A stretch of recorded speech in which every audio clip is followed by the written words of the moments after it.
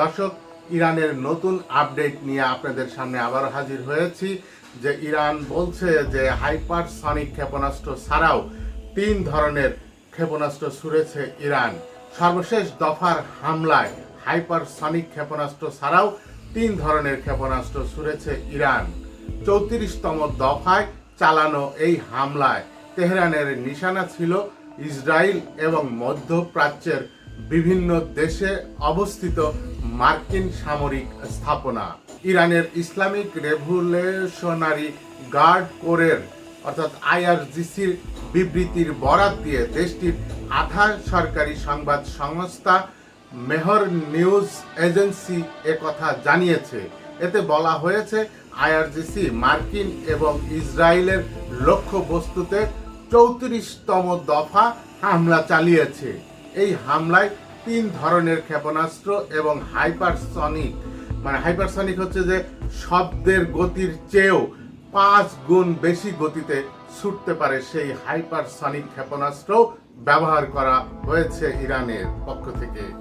এই হামলায় সংযুক্ত আরব আমিরাতের আবুধাবির কাছে আল ধাপ্রা বিমান ঘাঁটিতে এবং বাহরাইনের জুফায়ার বিমান ঘাঁটিতে অবস্থিত আমেরিকান সেনাদের নিশানা করা হয়।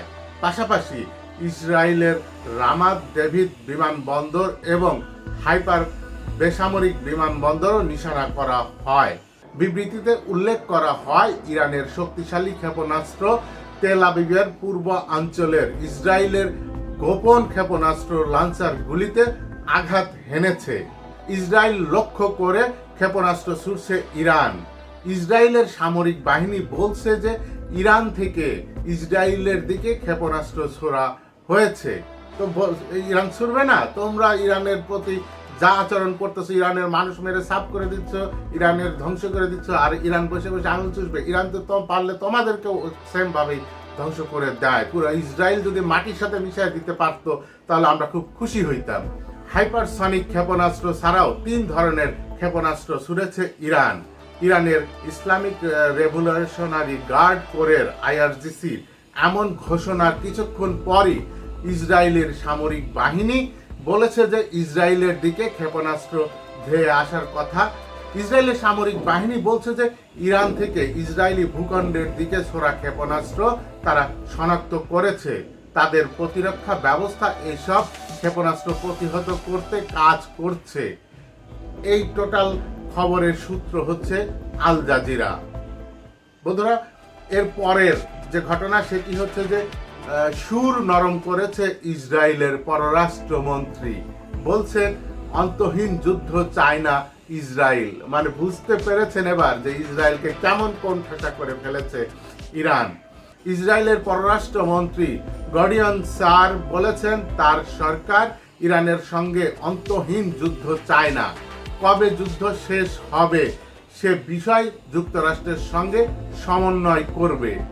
ওদিকে ইরান কিন্তু স্পষ্ট করে বলে দিয়েছে যে এই যুদ্ধ শেষ করবে ইরান।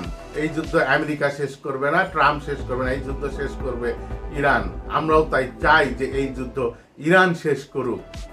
জেরুজালেমে সাংবাদিকদের সঙ্গে আলাপকালে ইসরায়েলের পররাষ্ট্রমন্ত্রী কথা বলেন। তিনি বলেন যখন আমরা মনে করব এটি যুদ্ধ করার সঠিক সময় তখন আমরা আমাদের আমেরিকার বন্ধুদের সঙ্গে পরামর্শ করব। আমরা অন্তহীন যুদ্ধ চাই না। তবে কবে নাগাদ যুদ্ধ শেষ হতে পারে সে বিষয় কোনো মন্তব্য করতে অস্বীকার করেন ইসরায়েলি পররাষ্ট্রমন্ত্রী। এই খবরটার সূত্র আল জাজিরা। কিন্তু ইসরায়েল চাইলে তো আর হবে না, এখানে ইরানকেও চাইতে হবে। অন্যদিকে আরো একটি দারুণ খবর, সেটা হলো যে ইরানের যুদ্ধে যেতে চান না অনেক মার্কিন সেনাবাহিনীতে যোগ দিয়ে বা যুদ্ধ করতে রাজি নন এমন ব্যক্তিদের নিয়ে কাজ করে centre of communication and ware নামের একটি অলাভজনক প্রতিষ্ঠানটির ফোন ক্রমাগত বেজেই চলেছে। মার্কিন সেনারা তাদের ফোন করে বলছেন তারা ইরানের বিরুদ্ধে যুদ্ধ অংশ নিতে চান না। প্রতিষ্ঠানটির নির্বাহী পরিচালক সামাজিক যোগাযোগ মাধ্যম এক্সে এক পোস্টে লিখেছেন ইরানের যুদ্ধ করা নিয়ে সেনাদের ভেতর থেকে তীব্র আপত্তি উঠছে। অন্যদিকে ট্রাম্পের যারা উপদেষ্টা আছেন তারা বলছেন যে পরিস্থিতি ভালো নয়, ইরান থেকে বেরিয়ে আসার পরামর্শ দিয়েছেন ট্রাম্পের উপদেষ্টাদের পরিষদের কেউ কেউ। ইরানের সঙ্গে চলমান যুদ্ধ দ্রুত শেষ করার দিকে নজর দেওয়ার কথাও জানিয়েছেন যুক্তরাষ্ট্রের প্রেসিডেন্ট ডোনাল্ড ট্রাম্প। একই সময় তার কিছু উপদেষ্টা ব্যক্তিগতভাবে তাকে একটি এক্সিট র্যাম্প বা প্রস্থান পথ খুঁজে দেখার পরামর্শ দিয়েছে, কারণ তেলের দাম দ্রুত বাড়ছে ও দীর্ঘস্থায়ী সংঘাত রাজনৈতিক প্রতিক্রিয়া সৃষ্টি করতে পারে এমন উদ্বেগও আছে।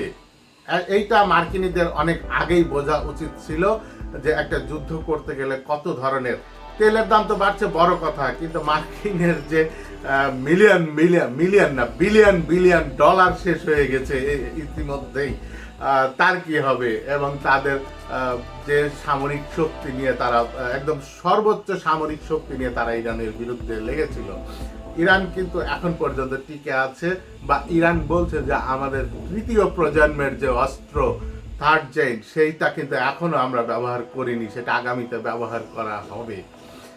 আমরা চাই যে এই যুদ্ধে ইরান জয়লাভ করুক, আল্লাহ ইরানের প্রতি সহায় হন। আমরা সকলেই প্রার্থনা করি যে ইরানের পক্ষে ইরান এই যুদ্ধে জয়লাভ করুক। বন্ধুরা, আবারও দেখা হবে ইরানের নতুন আপডেট নিয়ে। ততদিন পর্যন্ত ভালো থাকুন, সুস্থ থাকুন, নিরাপদে থাকুন।